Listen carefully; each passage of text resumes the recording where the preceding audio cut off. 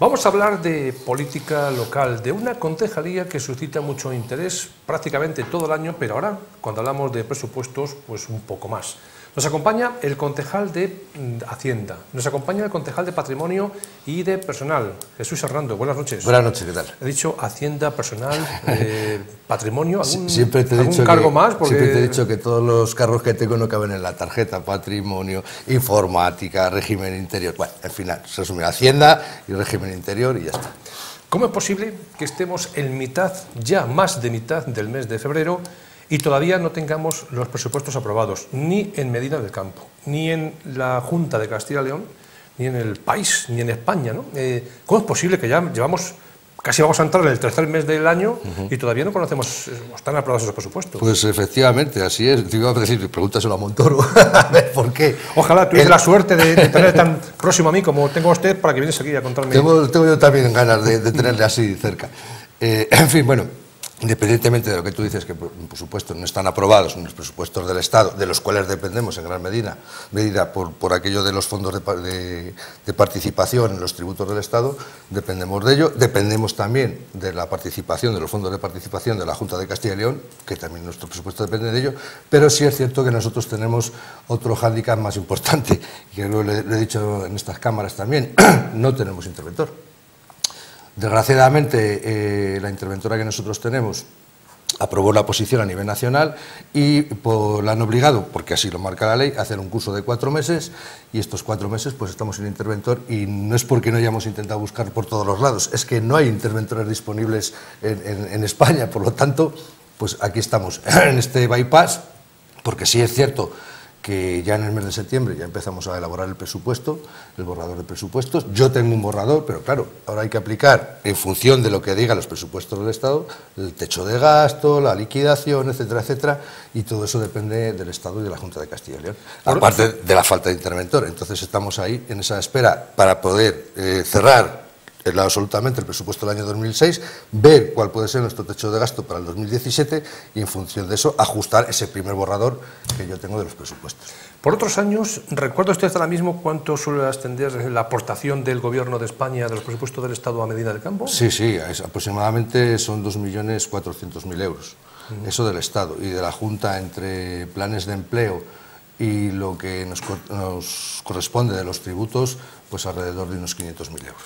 Entonces, casi eso, entre unas cosas y otras, son 3 millones de euros, lo cual pues es una parte importante de nuestro presupuesto. Sí, pero usted está jugando un poco con ello, ¿no? Porque todavía no está aprobado, pero más o menos... Yo tengo presupuestada la misma cantidad prácticamente que el año pasado.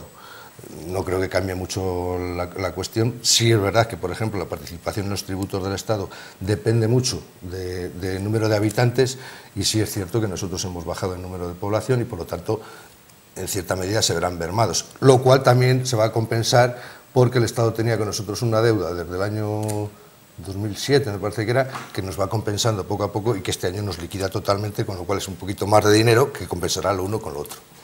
Antes acabo de comentar que no tenemos interventor o interventora en este caso, porque la que tenemos última ha sido una mujer. ¿Cómo es posible que hablamos de un sueldo de 2.300 euros, según contaron ustedes en el Pleno? 2.300 euros. Haya gente que no... Eso sería para el viceinterventor, ojo. Para el vice. Aprobamos precisamente una de las opciones que hemos barajado para cubrir esta incidencia, es tener un viceinterventor que cubra las faltas del interventor y viceversa. Y ese sería el del viceinterventor. O sea, que el que está por debajo del interventor gana 2.300 euros. Es ¿Y el interventor? ¿Qué es? Pues calcula alrededor de 3.500 euros al mes. O sea, 3.500 euros al mes. Es el segundo sueldo más alto dentro del escalafón del ayuntamiento. Primero el secretario. Por supuesto. El secretario, después el interventor o interventora. ¿Y cómo es posible que un sueldo de 3.500 euros no haya nadie que quiera venir a Medina del Campo? A ver, no es que no haya nadie que quiera venir. A uno le llama la atención. El problema es la titulación que tienen que tener, que es lo que marca la ley y lo que marca el Estado, y que es que tienen que ser habilitados nacionales. Es un funcionario habilitado nacional, tiene una categoría profesional, etcétera, etcétera, que se la da el Ministerio, después de aprobar una serie de oposiciones y demás. Lo que sucede ahora mismo es que no hay habilitados nacionales libres, ni se ha hecho convocatoria, con lo cual pues toda la gente que ha aprobado está colocada ya, tiene su asentamiento, tiene su plaza ya fija, y no hay nadie disponible. Pues, repito, a uno le llama bastante pues sí, la atención. Intentamos pues que nos concedieran que uno fuera un habilitado nacional, que fuera otro tipo de licenciado y tal, pero no nos lo permiten. Y ese es el problema que tenemos. Pues estamos sin interventor. En este caso, me imagino que habrá que buscar una solución. La solución que hemos buscado temporalmente es que los fines de semana la interventora, cuando no está haciendo el curso en Madrid, se reúne conmigo en el ayuntamiento sábados y domingos y vamos sacando lo que podemos, claro, pero no a más de sí. Porque lo que hace la interventora realmente durante el fin de semana es aprobar, firmar y supervisar todo aquello que se ha hecho durante la semana. Los proyectos grandes, como pueden ser los presupuestos y tal, pues es más complicado porque eso hay que echarle muchas horas, sentarse tranquilamente, revisarlo, etcétera. Lo cual, pues bueno, no deja de ser una ayuda, pero no es realmente lo que necesitamos. ¿Por qué no quieren estar aquí los interventores en Medina? Porque yo he conocido 4 o 5 en los últimos años. ¿Qué pasa? La verdad que pues no lo sabemos porque... ¿Qué tiene Medina para que no sea apetecible para un interventor? Yo creo que tal y como está ahora intervención, hace años sí que era muy complicado porque, bueno, pues había prácticamente todo a mano, no había una contabilidad rigurosa, en fin, ahora que está todo, absolutamente todo está automatizado, está súper controlado, está todo, porque una de las tareas más importantes que tiene que hacer el interventor es cada 15 días dar cuenta al Ministerio de Hacienda de cómo están nuestras cuentas. O sea, estamos supervisados continuamente, con lo cual todo es mucho más automatizado, más mecanizado, y con lo cual es mucho menos la labor que había que hacer antes, que todo se hacía con informes, etc. No, ahora es todo mucho mejor, está mucho más regulado y el trabajo es mucho más cómodo. Ahora, claro, la responsabilidad es grande. Todas las cuentas del ayuntamiento, todas, absolutamente todas, pasan a través de intervención, con lo cual la responsabilidad y por de ahí la categoría profesional y ese sueldo, pues hay que reflejarlo en el puesto de interventor. Pues vamos a dejar de momento el tema de los presupuestos. No sabemos cuándo se van a aprobar, ¿no? Yo, la intención inicial era haberlos aprobado en diciembre. Pero, porque eso ya que teníamos ese primer borrador, pero como no ha podido ser, pues yo sigo insistiendo que era en cuanto acabe ya el curso nuestra interventora, que termina a finales de marzo, pues ya meterme de lleno con los presupuestos, porque la verdad es que ya nos surge, porque tenemos muchísimas inversiones que realizar, porque presupuestos sí que tenemos. Me explico, tenemos prorrogado el del año pasado, pero el tema de inversiones no se contempla en esa prórroga, con lo cual todas las inversiones que queramos hacer pues están paralizadas. Entiendo que se van a aprobar a lo mejor para abril, con mucha suerte para abril. Si a finales de marzo termina la interventora. Yo creo que si en cuanto se incorpore nuestra interventora en marzo, a finales de marzo, en 2 semanas podemos hacer la liquidación, ver ese techo de gasto, etcétera, etcétera. También hay que tener en cuenta lo que decíamos antes, los presupuestos del Estado y los de la Junta de Castilla y León. Pero bueno, eso, cuanto antes lo tengamos, pues mejor. Mejor. En el capítulo de, ahora mismo, lo que son los impuestos, ¿qué tenemos en marcha? Ahora mismo está el impuesto de circulación, el impuesto de vehículos mecánicos, que estará de plazo hasta el 5 de abril, para el impuesto de circulación de todos los vehículos y el rodaje de todos los vehículos de Medina del Campo, y a continuación vendrá la tasa recogida de basuras, y ya en junio se abriría ya el primer plazo de aquellos que tengan fraccionado su pago del IBI. ¿Ha habido un incremento este año en los impuestos? No, ninguno. Llevamos 5 años sin ningún tipo de subida. Al contrario, por ejemplo, en el tema del IBI se bajó la parte que nosotros nos permite la ley, la bajamos al mínimo, que dejamos de recaudar alrededor de 200.000 euros por el tema del IBI. El resto, pues no ha subido ninguna, ni bajadas ni subidas.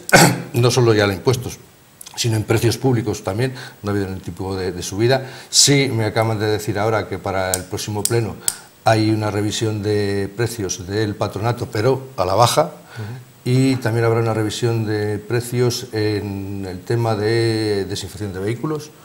Ese sí que va a ir al alta, porque recuerdo que teníamos muy alto, digo muy bajo, van 5 euros, una cosa así, por limpiar un camión.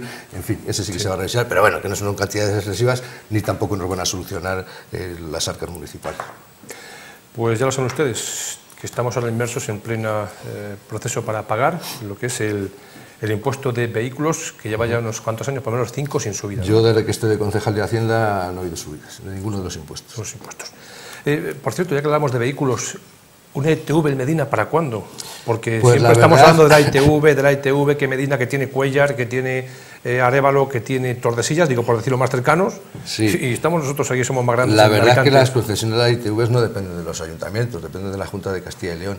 Sé que ahora mismo hay movimiento, porque de hecho alguna empresa ha venido a hablar con nuestra alcaldesa, hay movimiento para implantar una en Medina, pero claro, la autorización definitiva la tiene que dar la Junta de Castilla y León. Nosotros lo que sí que vamos a facilitar lo máximo posible, o sea, a facilitar terrenos o lo que sea para que se pueda implantar aquí en Medina del Campo, pero claro, la decisión no es nuestra definitivamente, la definitiva la tiene que tomar la Junta, nosotros encantadísimos. Y sé que hay conversaciones con alguna de las empresas para que se implante en Medina.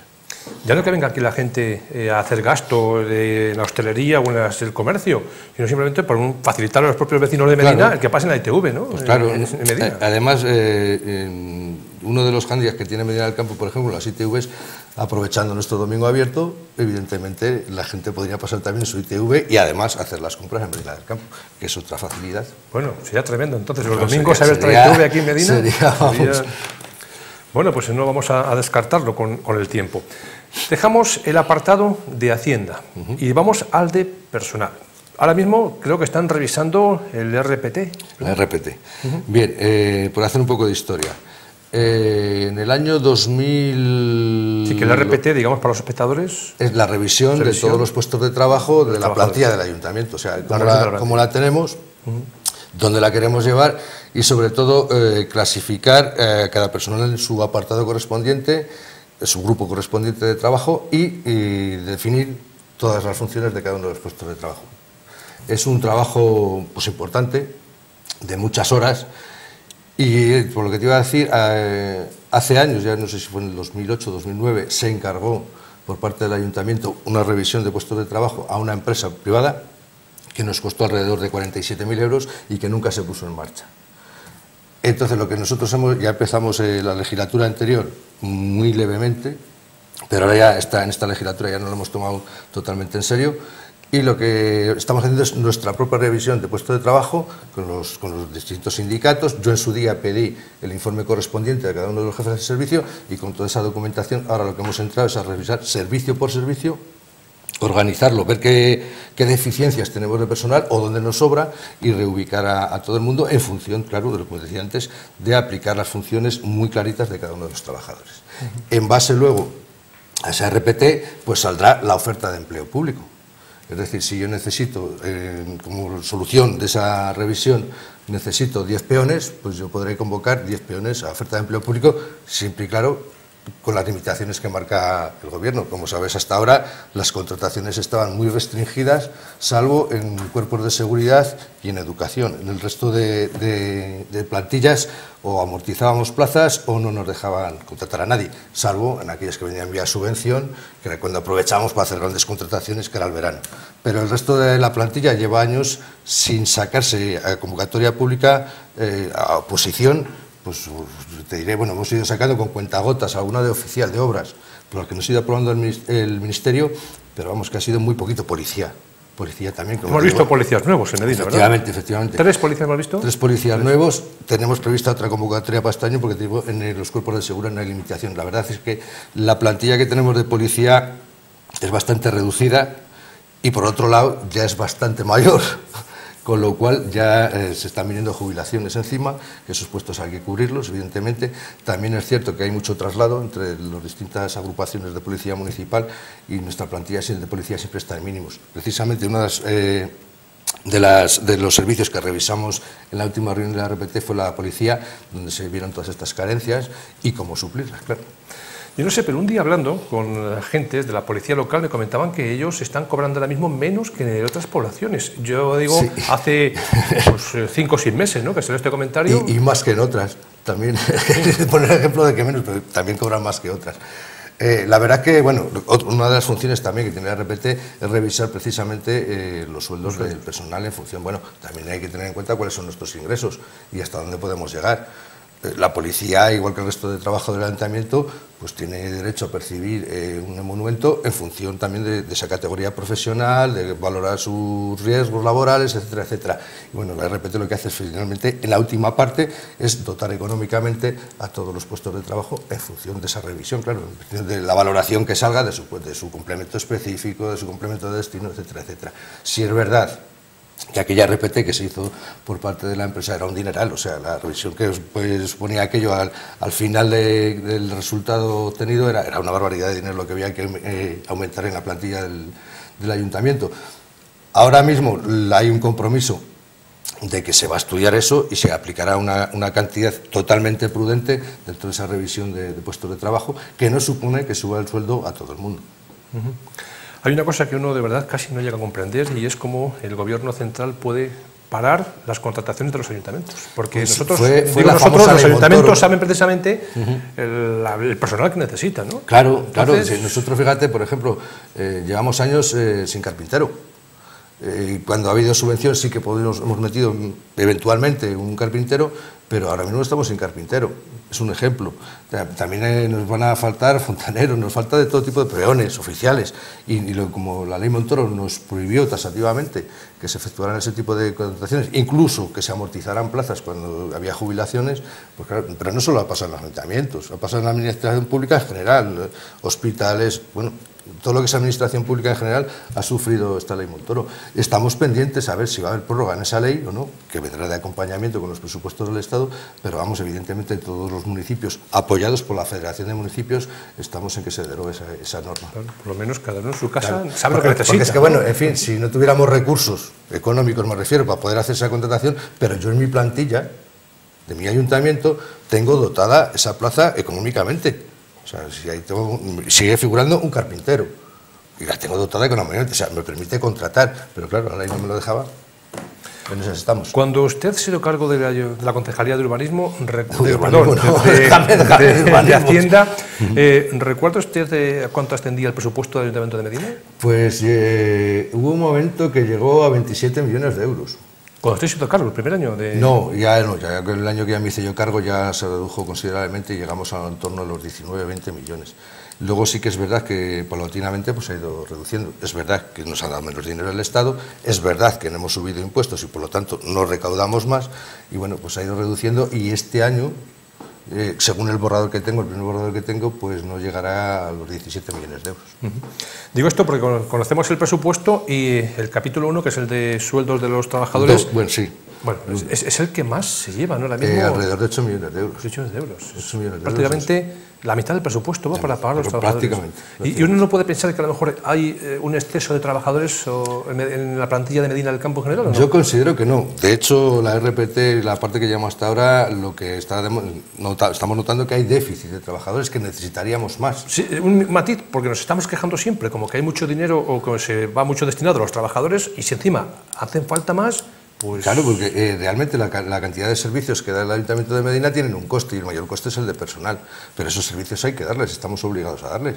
Para eso pagan también los impuestos los ciudadanos, para darles esos servicios. Esos servicios no solamente consisten en asfaltar, ese asfaltado, ese cálculo de ese asfaltado lo tiene que hacer el urbanismo, que necesita personal, unos peones que tienen que... Bueno, en fin, que el personal siempre es necesario, en la administración pública siempre es necesario.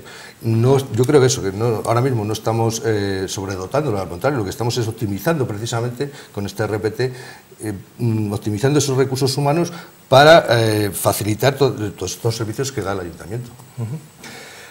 Hace un tiempo ya, usted nos comentaba que veremos Medina del Campo con luz LED, que yo de verdad no la veo con luz LED. ¿Qué pasa? ¿Y qué ha pasado con el...? No, bueno, vamos a ver, ya expliqué en su día que es un procedimiento largo. Ahora mismo, lo último que aprobamos, lo primero fue el crédito aquel que nos dio la idea de 1.800.000 euros para cambiar toda la iluminación de Medina. Una vez que nos lo concedieron, hay un procedimiento a cumplir que marca el IDAE, y ahora mismo estamos en la fase de redacción del proyecto, que fue la última concurso que adjudicamos, la redacción del proyecto, dirección de obra, etcétera, etcétera. Con ese proyecto, con esa redacción de ese proyecto, ahora sacaremos la licitación, el concurso grande, por llamarlo de alguna manera, de lo que será el suministro, la instalación y el mantenimiento de todas las luminarias. Es un procedimiento, como digo, largo. Un procedimiento largo porque hay que hacer muchísimos números, muchísimos cálculos, que no estamos hablando de cambiar las bombillas de una casa, sino que tenemos que cambiar 4.200 puntos de luz, con las consiguientes cajas de registro, etcétera, etcétera, etcétera. No es solo cambiar la bombilla. Digo esto porque hay zonas de Medina que se quejan los vecinos que falta luz, y hombre, pues decimos, bueno, esperar un poco, que en poco tiempo se pone el LED, pero... Incluso hay calles que no cuentan con iluminación, que se contempla ya en el nuevo proyecto del LED. Para eso hay que hacer un estudio lumínico. como tú dices, y habrá calles que sí que tengan defecto y habrá que meter determinada potencia en el LED, y habrá otras que habrá que recortar porque tienen exceso. Para eso se hace el estudio lumínico que nos exige este proyecto del IDAE. Entonces, a los vecinos que se quejan de que tienen falta de luz, ¿qué les decimos? ¿Para cuándo verán en su calle con luz? Pues si todo va bien, yo calculo que antes de final de año ya estará cubierto todo Medina con LED. Si todo sale bien, porque bueno, luego puede haber recursos, impugnaciones, 80.000 problemas que suelen suceder en este tipo de contrataciones, porque es una contratación importante, es grande, claro, y aquí creo que va a haber una lucha sangrienta entre las distintas compañías, como ha sucedido en otras poblaciones, ¿no? Mira, pues ahora sí me viene a la memoria, Laguna lo ha hecho hace poco y han tenido también pues un procedimiento largo y conflictivo, pero al final pues ya lo tienen. O sea que al finalizar el año 2017 veremos ya Medina del Campo, posiblemente con no solo veremos la iluminación de las calles, sino que habrá más sorpresas. ¿Más sorpresas? Más sorpresas. Que no se pueden decir de momento. Pero en las calles, sobre las calles. Sí. Bueno. Sorpresas, más sorpresas. Pues sorpresas agradables. ¿Qué sorpresas agradables? Agradables, suponemos que sí, suponemos que sí. Aprovechando también la presencia del concejal de Patrimonio, hace unos días conocíamos que tanto la iglesia, la ermita de San Roque como la ermita del Amparo, pues parecía que eran del arzobispado. ¿Y cuál ha sido la sorpresa? Que de una lucha que ha mantenido el Ayuntamiento de Medina con el arzobispado, al final la propiedad pasa a ser municipal, ¿no? Pues sí, así es. En su día, por el artículo 33, la Iglesia puso a su nombre ambas ermitas. Y cuál fue nuestra sorpresa, que cuando a pasar a estar a su nombre, pues nosotros pagamos incluso la factura de la luz y la alarma. Bueno, pues y ahí empezamos a averiguar, hombre, que pues aquí si esto está escriturado en relación con el archivo, está escriturado en nombre del ayuntamiento, pues no entendíamos por qué la Iglesia se había quedado con ellas. Evidentemente se pleiteó, vamos, más que pleitear, se negoció con el arzobispado y efectivamente los jueces, los juristas nos han dado la razón al ayuntamiento y efectivamente la titularidad sigue siendo municipal, aunque podamos cederlas en ciertas condiciones a la Iglesia. O sea, podemos decir que las ermitas de San Roque y del Amparo son municipales, son de propiedad municipal y por lo tanto se tienen que encargar ustedes del arreglo, ¿no? Si es que hasta ahora el arreglo lo seguíamos haciendo nosotros también, porque si no mal recuerdo la puerta de la ermita de San Roque pues se había deteriorado y la tuvimos que cambiar. Ha habido problemas con el agua en la ermita del Amparo y también lo hemos solucionado nosotros, o sea que prácticamente solo era cambiar el nombre del titular en el papel. O sea, la ermita pasa a ser propiedad municipal. ¿Y lo que es el centro San Vicente Ferrer? Ese siempre ha sido titularidad municipal. O sea, todo lo que es el entorno, el edificio, todo eso es de titularidad municipal desde su origen. Hablamos de patrimonio, ¿algo más que nos pueda contar usted de patrimonio que podamos presumir los medinenses? Hombre, pues yo creo que en breve vamos a presumir de nuestras reales carnicerías. Yo creo que la semana que viene ya se procederá a la apertura después de esa gran reforma. Y bueno, yo creo que es algo que vamos a tener mucho orgullo de verlo y sobre todo de disfrutarlo, porque creo que yo lo he visto solo así muy brevemente las obras y yo creo que vamos a quedar todos muy sorprendidos del resultado. El otro día, aquí en nuestro debate de mujeres, pues nos comentaban que había algunas de las mujeres que vienen aquí que como que no le gustaba mucho, ¿no? Porque se salía un poco de lo que era lo clásico, ¿no? Que llamaba la atención, ¿no? Bueno, al ser un BIP, evidentemente el arquitecto redactor del proyecto ha tenido que tener en cuenta esas peculiaridades y ha tenido que tener en cuenta que es un edificio protegido, con sus limitaciones legales a la hora de hacer cualquier tipo de cambio en él, y evidentemente lo que ha hecho es adaptar un poquito pues la visión de un arquitecto, que un arquitecto no deja de ser un artista, es un poco la visión de ese proyecto con sus consecuencias legales, y ha tenido esa visión de pues, dar un poquito toque de modernidad.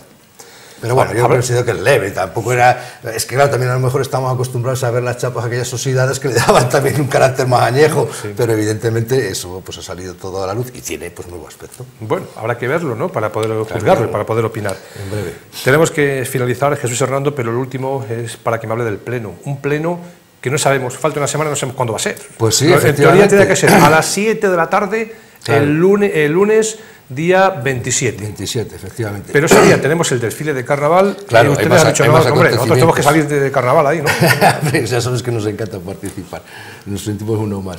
Y sí, evidentemente, creo que la Junta de Portavoces se reunirá la semana que viene y decidirá la hora. Había dos opciones, o pasarlo a la mañana o adelantarlo un par de horas pues para que todos podamos disfrutar también del carnaval. No se sabe todavía. sea, estamos a pensas de que sea a las 5 de la tarde, por ejemplo. O por la mañana. O por la mañana. Eso es. Bueno, pues habrá que esperar para tener esa información. Por cierto, ayer estaba previsto que se reuniese la comisión de investigación sí. sobre el asunto de la rotonda, ¿no? Eso es. No, la rotonda no. El asunto de la Nacional 6. De la Nacional 6, perdón. La rotonda. ¿En qué, cómo pues, ¿qué ha pasado? Que ayer al final no se llegó a reunir. Pues porque se solicitó en la semana pasada, en la anterior reunión de la comisión, se solicitó más documentación y más información y claro, los técnicos del ayuntamiento no han tenido plazo suficiente para conseguirla y nos hemos dado una semana más de plazo. ¿Y la comisión qué es lo que está investigando? Pues lo que pasó realmente es que una de las certificaciones de la obra pues no aparece por ningún sitio y sin embargo sí que se aprobó una modificación presupuestaria para pagarla, pero no consta, por lo menos en la documentación que hay dentro de la comisión del inventariado de datos y no consta esa certificación y entonces hay que averiguar qué pasó con aquella certificación. En eso estamos ahora. Pues habrá que esperar. ¿Quiénes forman parte de la comisión? Pues están todos los grupos políticos y luego los asesores técnicos y jurídicos que la comisión considera necesario. Entonces está previsto para el próximo jueves. En principio, si es una semana de plazo. No pasará nada, sí. En cuanto nos informen los técnicos de que cuentan la documentación, pues cuanto la tengamos, antes nos ponemos en marcha. Pues Jesús Hernando, muchísimas gracias. Buenas noches. A vosotros, buenas noches.